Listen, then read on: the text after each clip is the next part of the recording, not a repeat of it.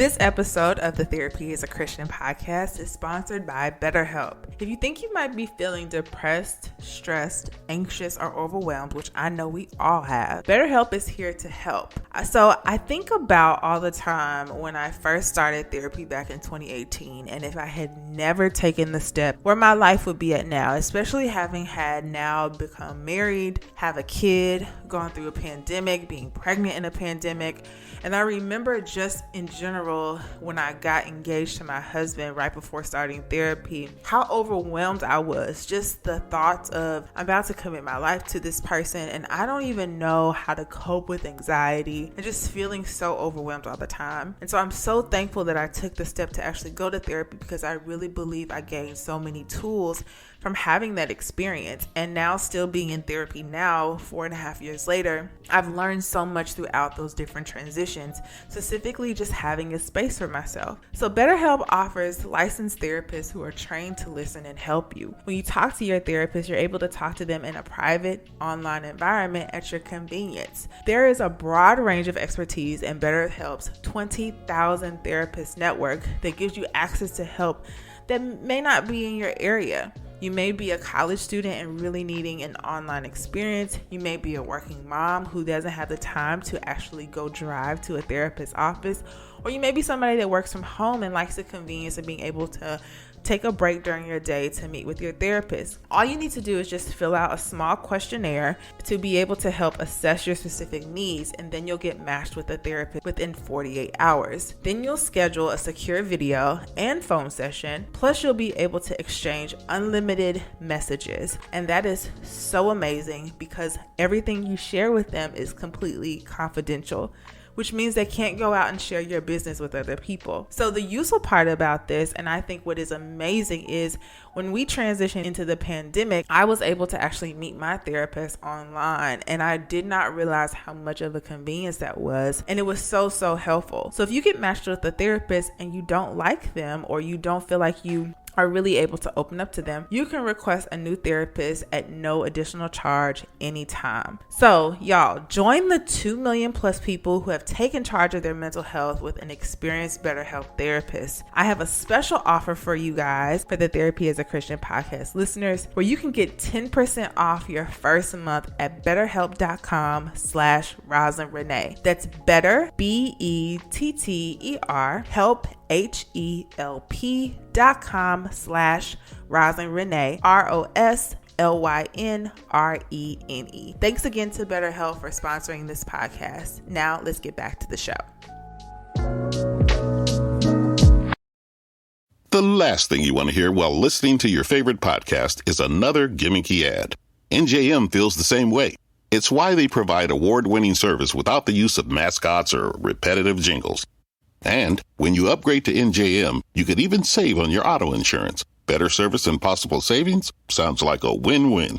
No jingles or mascots, just great insurance. NJM. Visit njm.com/podcast for a quote to see how much you could save on your auto insurance. Teach a man to fish, and you'll feed him for a day. Teach a man to buy a crispy panko fish sandwich from Wendy's, and you'll introduce him to a delicious new world. Try one for yourself today, for a limited time only at participating U.S. Wendy's.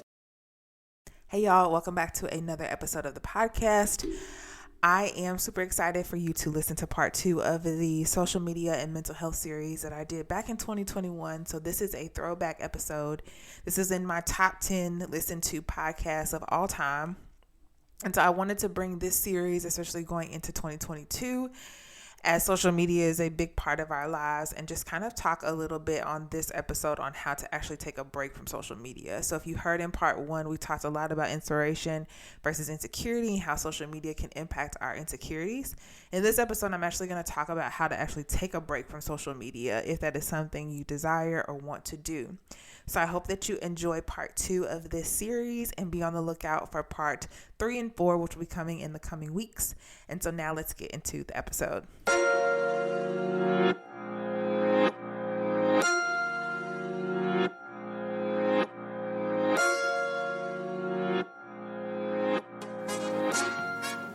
The Therapy is a Christian podcast is all things mental health and Christ. We specifically talk about how mental health and God are merged together to foster growth, healing, and making mental health a normal conversation. I'm your host, Rosin Renee, and welcome to the show.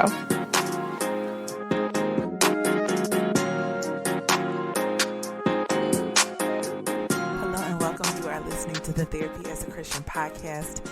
I'm your host, Rosin Renee, and welcome to another episode of the show. Hi, girl. I'm super excited to be back in front of the microphone with you this week. And we are in part 2 of the social media series that I told y'all that I will be talking about. And today we're going to be talking a little bit about why it is important to take a break. And so I talked a little bit last week about inspiration versus insecurity, and went into great detail about really kind of assessing your use of social media. And so again, if you are new to this series, I'm doing a series on mental health and social media for the purpose of, as I have been personally taking my own personal break from social media, I have realized so many different things. And in that, I wanted to really just kind of give you all an overview for yourself, but also if you are finding that you are unintentionally anxious, if you find that you spend hours on social media scrolling, if you find that you use social media as a tool to avoid getting things done, if you find that you are comparing yourself to people a lot, if you are finding that your mind is just really cloudy, you're not able to be creative, if you find that you are just, utilizing this tool as a means to ignore some things, not deal with some things, or using it too as a coping mechanism, I wanted to really kind of talk about this week with you the value of taking a break. And so I actually did a private podcast for my email subscribers. Again, if you're not on my email list, go ahead and check the link in the description. You will receive a 3-day mini course on how to overcome overwhelm. But I did a private podcast on a set of scriptures that I was really, really intrigued by. And I feel like Holy Spirit is really giving me some revelations on it as I have been really looking through it and just really realizing the power of compassion. But also, on the other hand, I have been asking God some hard questions as it relates to the value of rest and really what this looks like. And within my time, I've also been doing some research on overthinking. I am a big curious person, y'all, like I told y'all in the last podcast episode. And so I have a lot of different things I want to share with you all as I have been just kind of combing through all of the things I've been listening to and learning and finding what people in research are saying about how these tools can impact us. But just in a very general sense, I'm going to add a article that I read on taking a break from social media in the show notes. But I'm going to give y'all my opinion, and the point of this episode is really talking about why it's important to take a break. I talk heavily about rest in Show Up Sis, which is my 8-week group coaching program.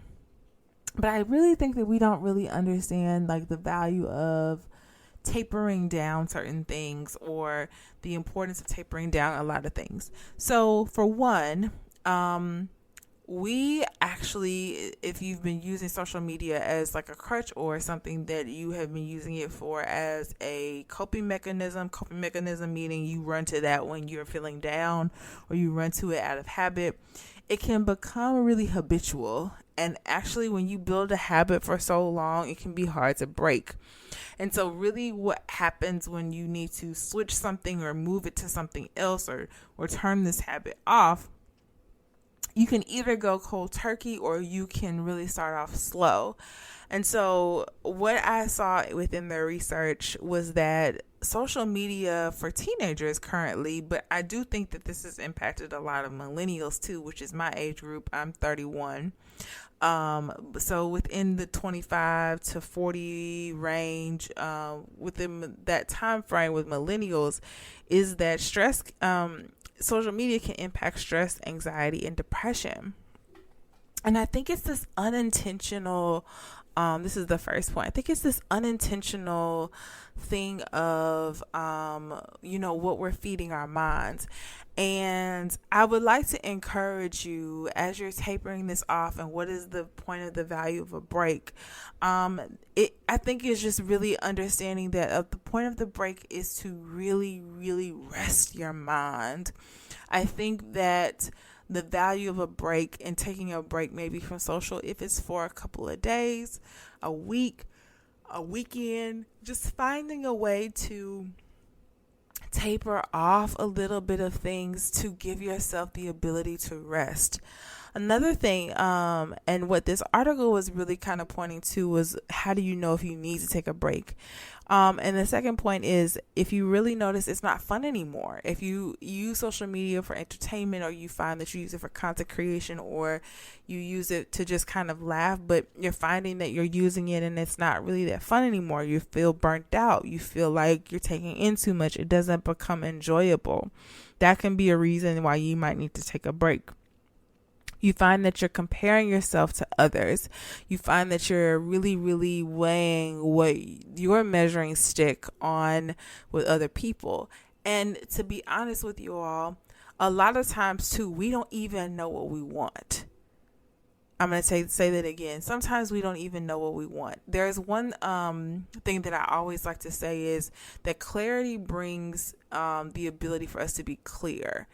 Clarity allows us to be clear. When you're clear on something, you act in it. When you're clear on something, there's no wavering. When you're clear on something, you know without a shadow of a doubt, you don't really need any convincing on anything else. But a lot of times we're not even clear on what we want or clear on what we're going towards, because we've allowed a lot of the opinions, ways people live as the measuring stick of our own success. And so what happens is when we compare ourselves to other people, we then put their measuring stick or the measuring stick we think that they want or they have as ours. And what happens with that is we compare our lifestyle to theirs, and our lifestyle may not be theirs.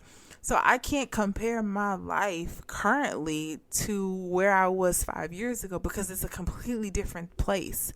So if I'm sitting there looking at somebody else who may be 26 years old, maybe they don't have any kids, but they're married, I can't compare myself to them and say that I need to be doing what they're doing, because their lifestyle is completely different. They're not having the same responsibilities I have with having a child or being married in a different place, or even within that, they might be working a 9 to 5 and I'm an entrepreneur. So the mental space is different. The level of responsibility is different. And even to say their level of responsibility might be even more than mine.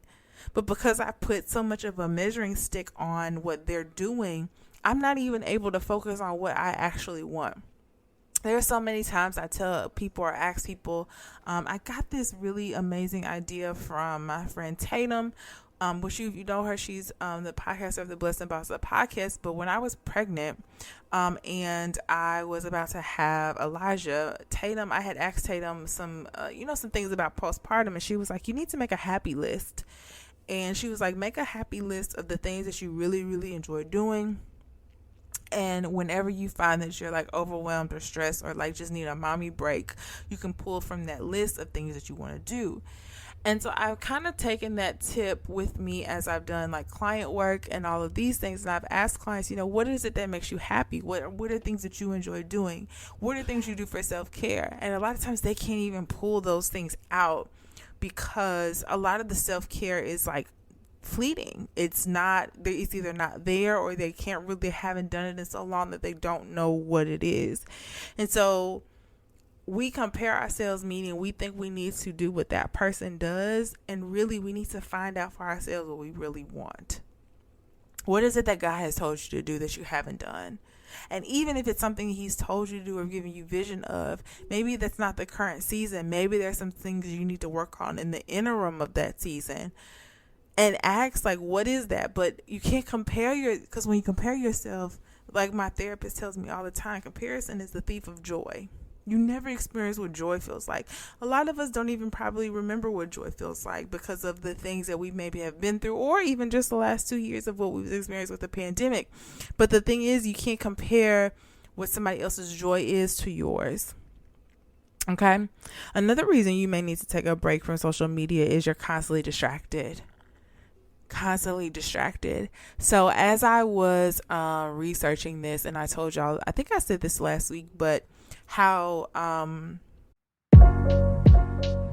this episode of the Therapy is a Christian podcast is sponsored by BetterHelp. If you think you might be feeling depressed, stressed, anxious, or overwhelmed, which I know we all have, BetterHelp is here to help. So I think about all the time when I first started therapy back in 2018, and if I had never taken the step, where my life would be at now, especially having had now become married, have a kid, gone through a pandemic, being pregnant in a pandemic. And I remember just in general, when I got engaged to my husband right before starting therapy, how overwhelmed I was. Just the thought of, I'm about to commit my life to this person and I don't even know how to cope with anxiety, and just feeling so overwhelmed all the time. And so I'm so thankful that I took the step to actually go to therapy, because I really believe I gained so many tools from having that experience. And now, still being in therapy now, 4.5 years later, I've learned so much throughout those different transitions, specifically just having a space for myself. So BetterHelp offers licensed therapists who are trained to listen and help you. When you talk to your therapist, you're able to talk to them in a private online environment at your convenience. There is a broad range of expertise in BetterHelp's 20,000 therapist network that gives you access to help that may not be in your area. You may be a college student and really needing an online experience. You may be a working mom who doesn't have the time to actually go drive to a therapist's office.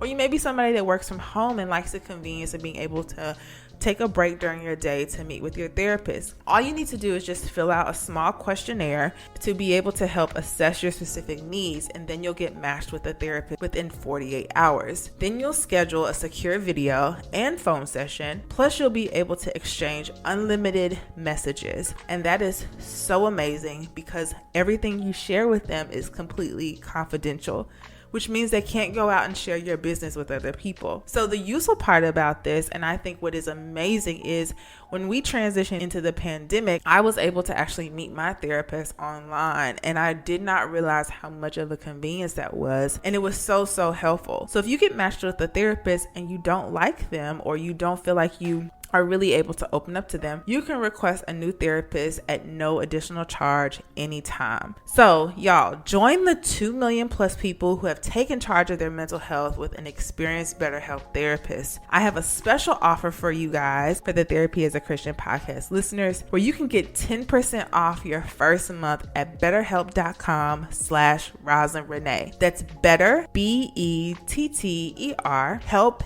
HELP.com/Roslyn Renee, ROSLYNRENE. Thanks again to BetterHelp for sponsoring this podcast. Now let's get back to the show. Social media it reinforces this reward system for our brains, which is dopamine. And dopamine is the reward hormone that gets triggered in our brain, and it's very similar to when you eat sugar, or it's very similar, and it's essentially what it is a neurotransmitter that gives you pleasure and helps you know, ooh, I really like this, which is when you look at your phone and you see somebody likes a picture, or somebody comments a picture and they say, oh my God, you look so cute. It's like it gives you a reward system, and it's a big part of the way we think and plan.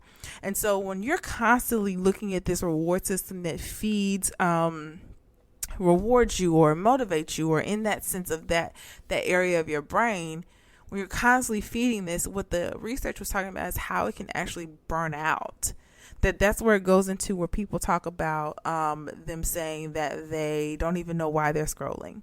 They don't even know why they're doing it. And so with this constantly being distracted, what also this does when it pulls us away from the ability to focus is we have shorter spans of focus time, where we really don't actually get to do things and complete tasks. And it creates this open space. until you actually don't get anything done because you're kind of going down this place of being constantly distracted. And so if you need a break, just to rest your brain biologically, but even emotionally, rest yourself emotionally to where you can start to replace some of these reward systems with something else, or have specific time to focus. There are many times, especially when I have my phone, where I'll just put it in another room now because I just need the break mentally, so that I can focus. And then again, that goes into back to one of the last points is you losing focus. And so what are some things that you can do? Why is this valuable? What is this going to do eventually? I really think that if you've never taken a break before, but if you have taken a break, understanding the consistency with breaks is necessary. I think it's important, as we've heard just in general, when we go to our jobs needing a mental health day or needing a vacation, sometimes it's the same way. Just as much as we rest our brains or rest our bodies when we go to sleep and take a break from just the day to go to sleep, your brain and even your emotional state sometimes need rest from these constant intakes of content and things and information. We're overloaded with content every day. We're at the tip of our fingers. We're able to go to Google. And not to say that these things aren't bad. I think that God has blessed us to be a place, a generation where we have information, but using it in a way that is in wisdom and wise, so that you're not overloaded and you are able to have balance. I think that balance is super, super important. And so how can you begin to kind of create this break for yourself if you don't want to go cold turkey, or maybe if you want to just kind of relax your mind a little bit, or if you want to go cold turkey, but make sure when you go cold turkey, you give yourself a deadline. Maybe you want to give yourself a month. Maybe you want to give yourself a couple of days. Whatever you feel like you need to do to begin to the process of giving yourself the break is super important. So the first thing that you can do is turn off your notifications. Notifications on your phone are extremely distracting in general, but when you have notifications from social media of whether somebody liked a picture or a post, I know people say turn your post notifications on. However, do you really need all those post notifications? Do you really need all of those things on your phone, on the front of your phone, that in a very simple way, they just trigger you. They trigger you to pick up your phone. They trigger you to just look at something. They trigger you to see how many likes you get. And when you turn off your notifications, it can really be a lot of a way to cut out those distractions. The second thing you can do is prioritize self-care.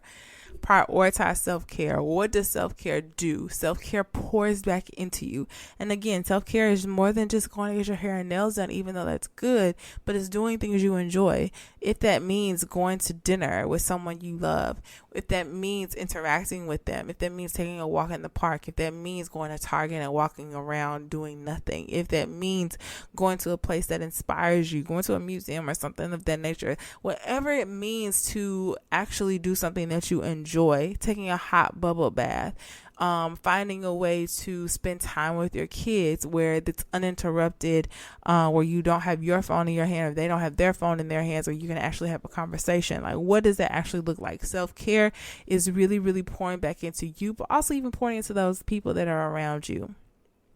Okay. Number 3, allotting time to use it. So this may be easier said than done, but allotting a specific time to actually open social media. So if that means turning the limits off on your phone and you only get 5 minutes to look at it, you may get on during the day in 5 minutes, but then later on in the evening get on and spend a little bit more time. But allotting the time of the day for the closeout of your day. Okay.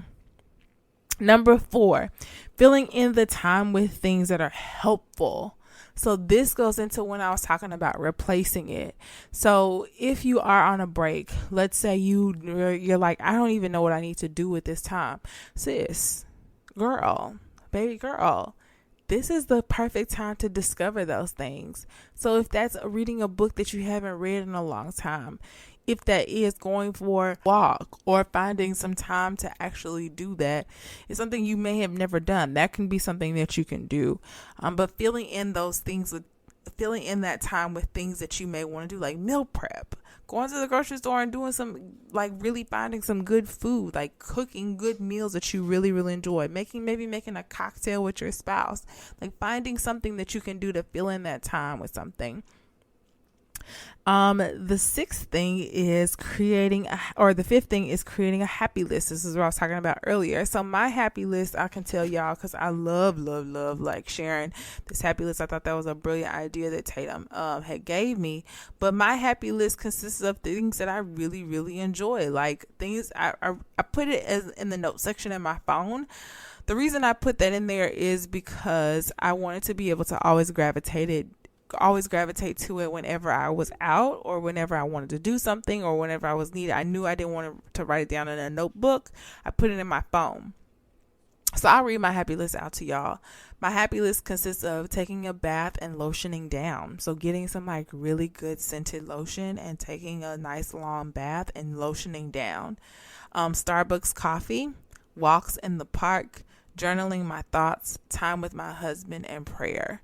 Those are the things that I know make me happy. Those are the things that I enjoy. And even now, I've coupled prayer time with walking. So my routine now with God, when I really want to spend time in prayer, is I go walking and I just kind of let out my thoughts. But I've also come to a place of really wanting to pray for other people while I'm walking, and just get out of the house and active and like really put that with walking. And so the last thing is, what is something that you want to build or start with intention? I think you can fill your break time with intention. What is something that you want to start doing or pick back up or have the time to work on? Maybe if you close out this distraction, you can have more time to focus on it and use your break with intention. And I think that's a great goal, because then you can take away what is the distraction or what is the distractor and connect it with your goal. If you are someone that wants to actually post consistently on social media, maybe it's actually writing out your content, putting it like scheduling your content out. So maybe it's actually having the intention of creating content, not on the fly, but like setting the time aside to actually create the content and then scheduling it out using Facebook Business Suite, because there's apps that you can use like Later, and what is another app? UNUM is another one. I'll link all these in the show notes, but these are apps that you can use. But also Facebook has a free space where you can actually post on social media for free. They post carousels, they post live videos, everything. And so I'll link all that in the show notes for you all. But that is a great way for you to also be intentional without being so tied to your app. So just thinking about these things is super important. So in review, as I was saying earlier, a way that you can know that you need to take a break is seeing if the social media is causing you stress, anxiety, or depression. If it's not fun anymore, you find that you compare yourself to others, you're constantly distracted and lose focus. And then here are some ways that you can begin to utilizing your break. Turn off notifications, prioritize self-care, allot time to get on social media, fill that time with things that are helpful, create a happy list, or what is something that you can start and do and build with intention. And so I hope this was helpful to you all. If you find that you just need a break, go ahead and take your break, sis. Like, give yourself permission to do so. Delete the apps off your phone, log out. Or if you just need to just completely delete them, girl, delete them. Find a way to pour back into you in a way that's going to best suit you and pour back into your heart, your mind, and your spirit, and utilize that time with God. Really, really spend time with Him and really get the things you need from Him as well. So that's all for this week. I can't wait to see y'all next week, and we will continue this series soon, and I'll talk to you later. Bye. Did you know if you pay your nanny or sitter more than $2,400 a year or $100 a week, you owe taxes? Let Care.com HomePay help you get the tax savings your family qualifies for, up to $2,500 a year. Get your first month free at HomePay.com with the code FREEMONTH2022. Teach a man to fish, and you'll feed him for a day. Teach a man to buy a crispy panko fish sandwich from Wendy's, and you'll introduce him to a delicious new world. Try one for yourself today, for a limited time only at participating U.S. Wendy's.